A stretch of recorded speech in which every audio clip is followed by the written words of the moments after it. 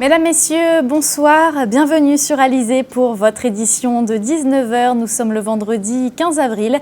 Voici les titres qui seront développés dans notre journal. L'UGTG rassemble ses sections devant le siège de Canalsat, la menace d'une grève générale à partir de ce conflit qui dure depuis plus de mois. Une pétition de personnes handicapées circule sur les réseaux sociaux. Elle dénonce la lenteur et les dysfonctionnements de la MDPH, la Maison départementale des personnes handicapées. Le succès des sessions d'information et de formation du Centre Information Jeunesse, formation destinée aux apprentis créateurs d'entreprises. Le journal, Aurélie Ronze.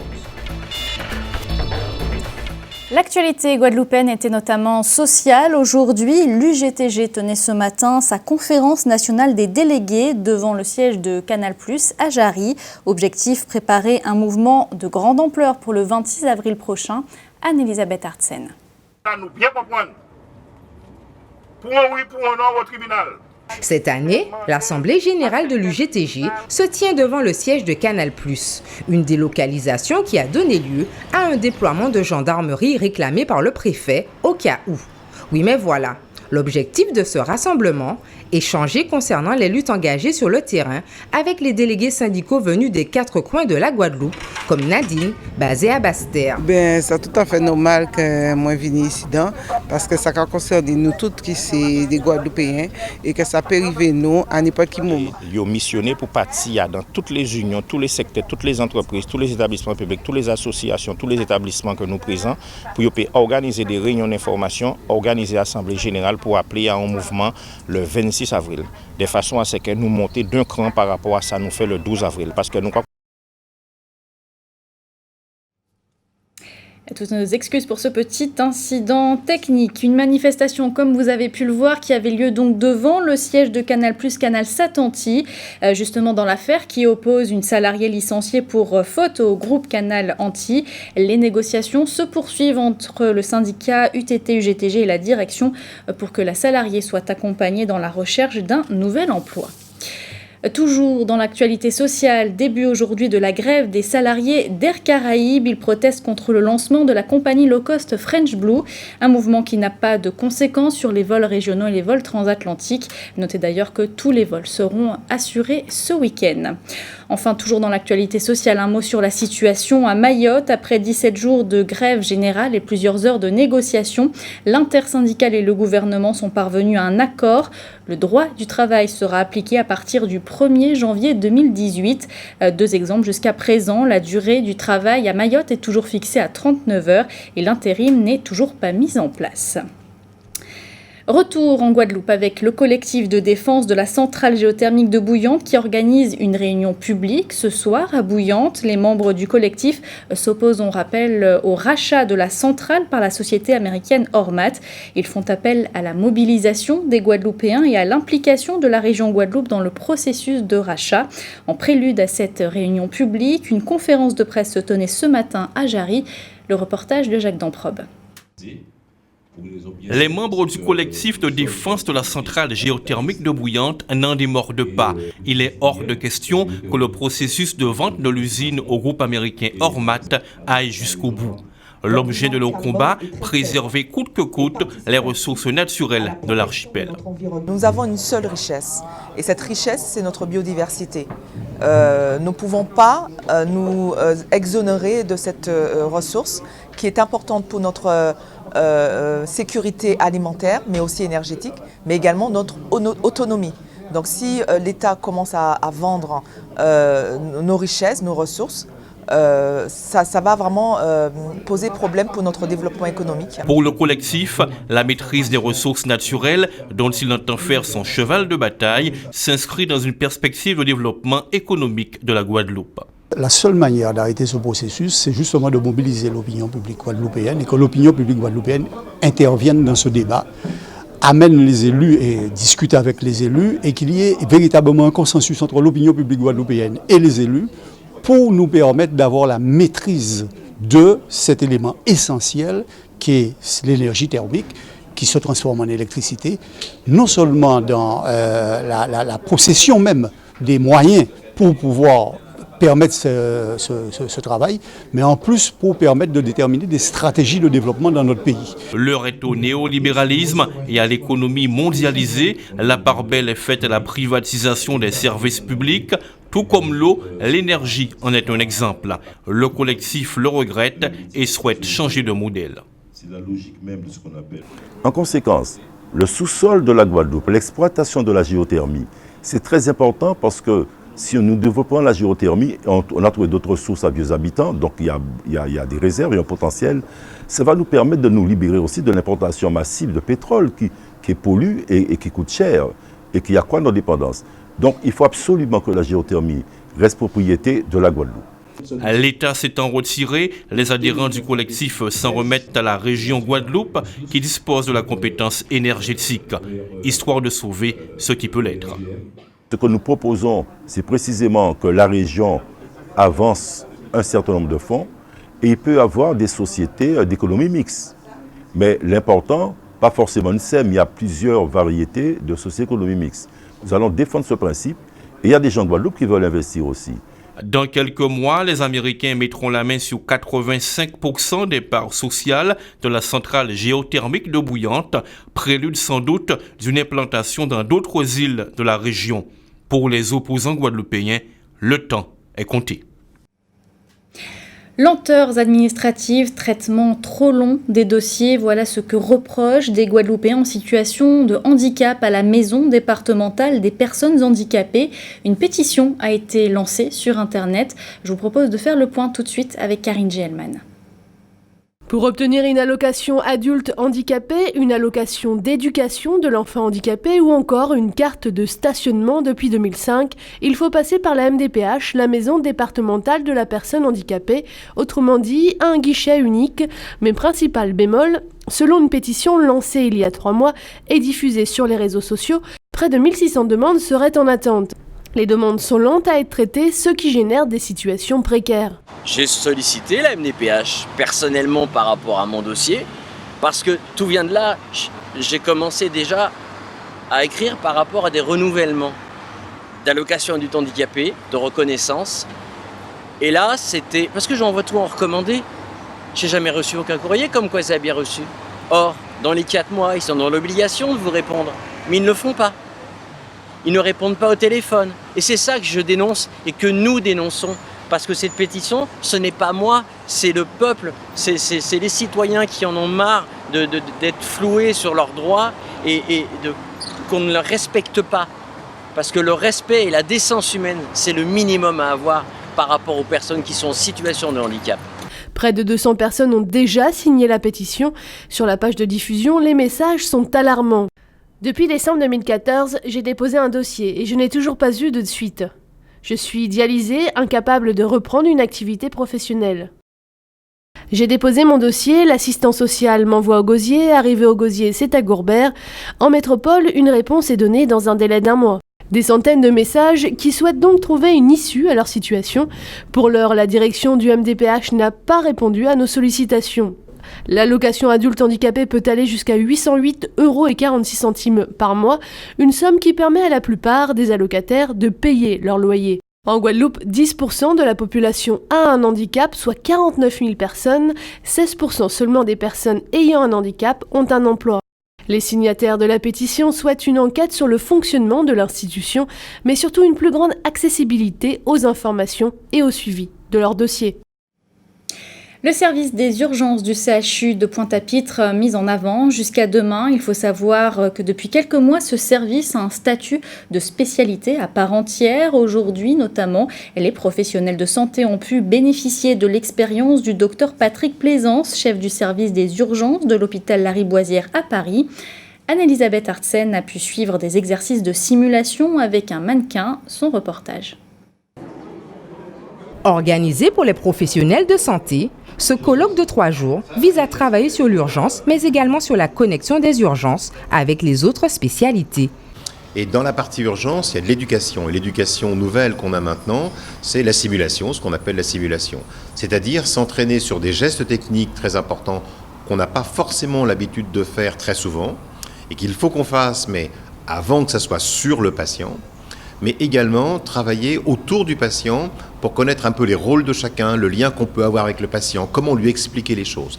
Et maintenant, on a des simulateurs humains, des mannequins qui sont extrêmement sophistiqués, qui ouvrent les yeux, qui respirent tout seuls, qui peuvent même parler. Et donc ces choses-là sont extrêmement intéressantes pour nos étudiants en médecine, pour les internes en médecine, mais également pour tout ce qui est paramédical, les infirmiers, les aides-soignants. Autre aspect de ce colloque, la gestion d'une situation de crise, avec notamment un retour d'expérience sur les attentats de Paris. Donc il faut s'entraîner. Alors là, ce n'est pas obligatoirement uniquement sur un mannequin, mais on le fait à plus grande échelle, l'équivalent de ce qu'on appelle des plans rouges ou des plans blancs, des plans Novi, de nombreuses victimes. Et ça, à ce moment-là, ça se prépare bien à l'avance. Ça se fait avec des participants volontaires, des fausses victimes qu'on peut prendre dans des écoles ou des instituts de formation en soins infirmiers, par exemple, et qui sont là, qui ont un rôle à jouer. Et on travaille à la fois sur le préhospitalier, les pompiers, la police, le SAMU, mais également l'intra-hospitalier et l'hôpital. Depuis le 4 décembre 2015, la médecine d'urgence a obtenu un statut de spécialité à part entière, mais l'application de ce décret aura lieu en 2017. Cette technologie de simulation n'est pas encore accessible chez nous, mais permettra au personnel du CHU de découvrir des techniques d'amélioration pour leur pratique professionnelle.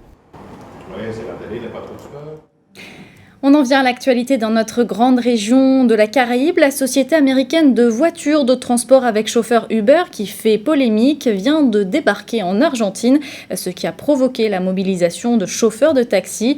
Plus légèrement, nous parlerons également de la Barbadienne Rihanna, qui va développer une ligne de maquillage avec le groupe de luxe LVMH. Voici l'actualité Caraïbe.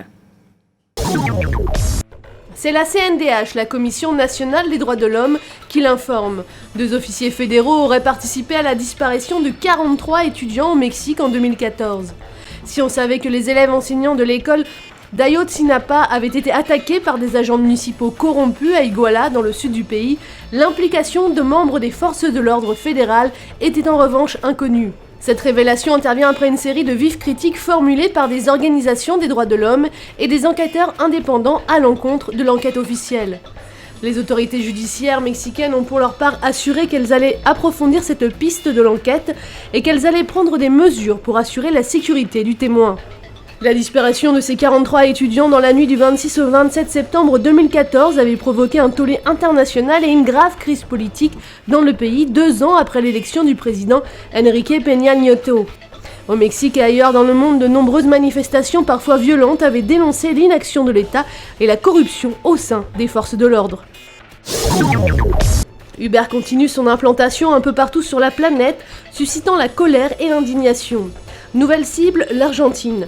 La société américaine a commencé mardi à opérer dans les rues de Buenos Aires, sans prévenir et sans autorisation, déclenchant une mobilisation des chauffeurs de taxi qui dénoncent une concurrence déloyale. C'est par un tweet que le patron d'Uber Argentine, Mariano Otero, a donné le coup de départ dans la capitale argentine du service américain de réservation de voitures avec chauffeur, présent dans quelques 400 villes à travers la planète.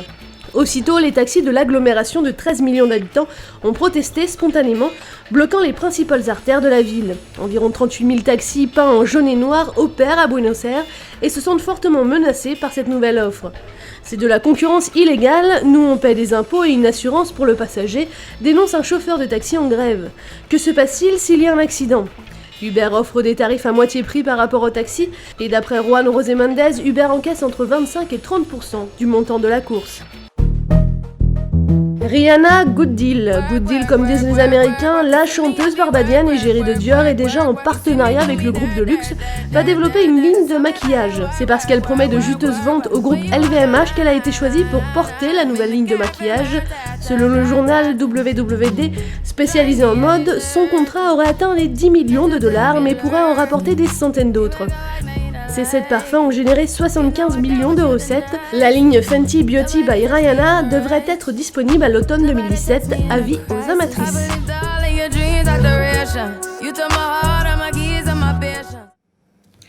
Retour en Guadeloupe, créer son entreprise tout en bénéficiant de conseils, mais aussi d'un accompagnement gratuit. Eh bien, c'est l'objectif du dispositif Créa-Jeunes développé par l'ADI. Il est destiné aux jeunes âgés de 18 à 32 ans qui veulent réaliser concrètement un projet. Le dispositif a été présenté ce matin au CRIJ à Pointe-à-Pitre. Marion Bordier nous donne plus de détails. Une dizaine de jeunes notent scrupuleusement les conseils de la responsable de formation et d'accompagnement de l'ADI, l'Association pour le droit à l'initiative économique. Intéressés par l'entrepreneuriat, ils ont décidé d'assister à la réunion d'information au Centre régional Information Jeunesse de ce matin. Un avant-goût de la formation Créa-Jeunes pour s'y motiver. Quasiment la majorité du public qui est présent sont des jeunes de 18 à 30 ans qui sont là pour avoir des conseils et pour bénéficier également de la formation gratuite de l'ADI. On a des jeunes actuellement qui ont besoin de changement, de proposer des choses plus innovantes en termes numériques, en termes de loisirs, en termes de culture. Lorsque les emplois se font rares, créer sa société est parfois une solution envisagée par les plus audacieux. Ce type de réunion d'information est organisé tous les 2 mois en moyenne afin de donner aux jeunes des astuces et les prévenir quant aux éventuelles difficultés qu'ils pourraient rencontrer en tant que chef d'entreprise.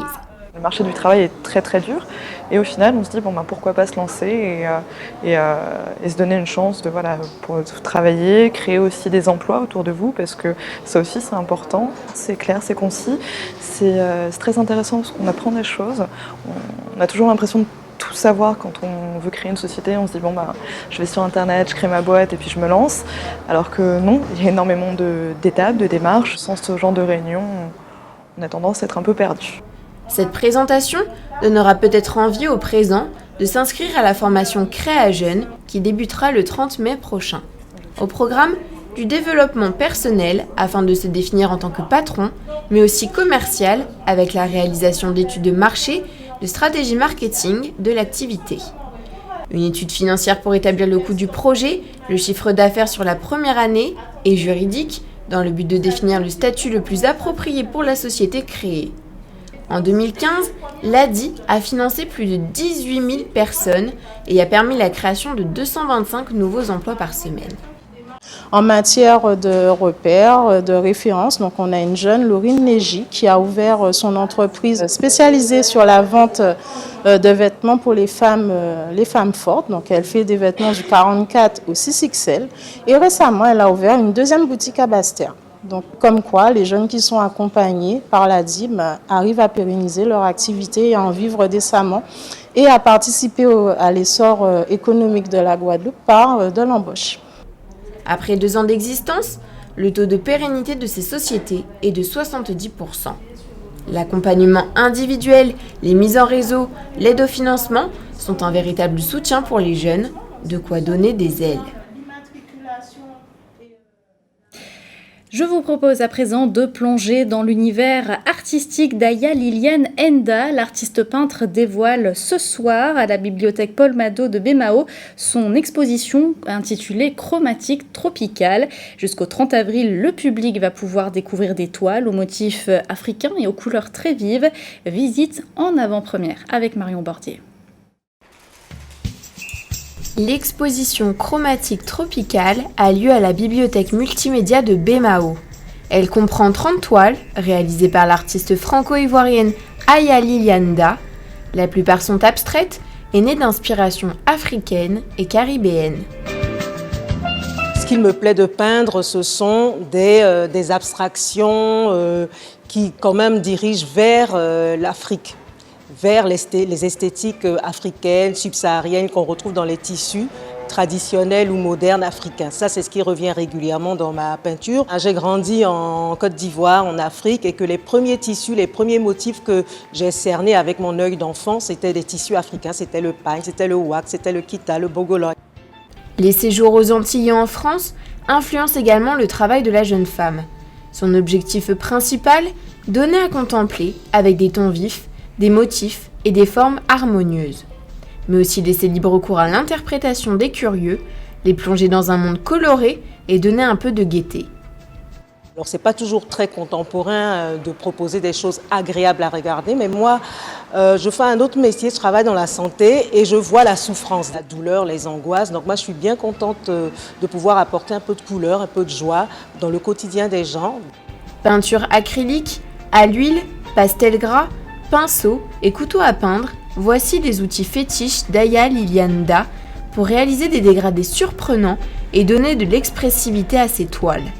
À l'image de ce tableau, le seul figuratif de l'exposition, intitulé La prière.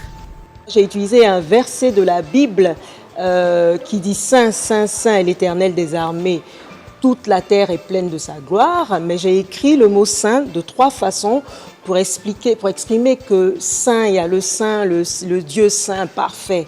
Ok, il y a la transcendance spirituelle dont l'être humain de toute façon a besoin, hein. Et puis il y a le saint écrit C-E-I-N-T qui veut dire ceinturé, attaché, c'est-à-dire c'est la divinité qui est attachée de plein de mauvaises choses, c'est-à-dire la haine, les guerres de religion, le terrorisme.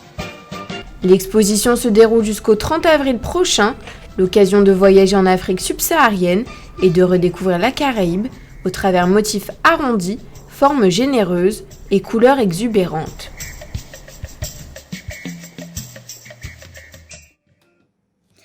Avant de se quitter, on va parler d'actualité sportive avec tout d'abord du football, 23e journée de DH qui démarre ce soir. Le Red Star de Pointe-à-Pitre rencontre l'Amical Club de Marie-Galante, un match qui se déroule à Bémao, coup d'envoi à 20h30. Et puis un mot également de la Transat AG2R au 12e jour de course et au dernier pointage, le bateau AG Recouvrement fait toujours la course en tête.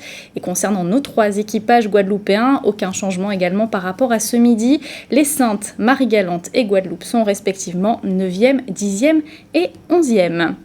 Un mot sur vos conditions météo pour demain matin, retour d'un temps plus sec au programme, comme vous pouvez le voir, de belles éclaircies. Les températures seront comprises dans la matinée entre 25 et 28 degrés. C'était le journal d'Alizé, merci de votre fidélité. Dans quelques instants, le journal de TF1 suivi de votre émission hebdomadaire Télescopie. Jean-Luc Icard reçoit ce soir Sonia Petro, présidente du parti Les Républicains pour la Fédération de Guadeloupe. Jean-Luc Icard que vous retrouverez également demain dès 12h30 pour toute l'actualité locale et régionale. L'information d'ailleurs qui continue sur notre site www.alizé.com. Je vous souhaite une très bonne soirée et un très bon week-end sur Alizé.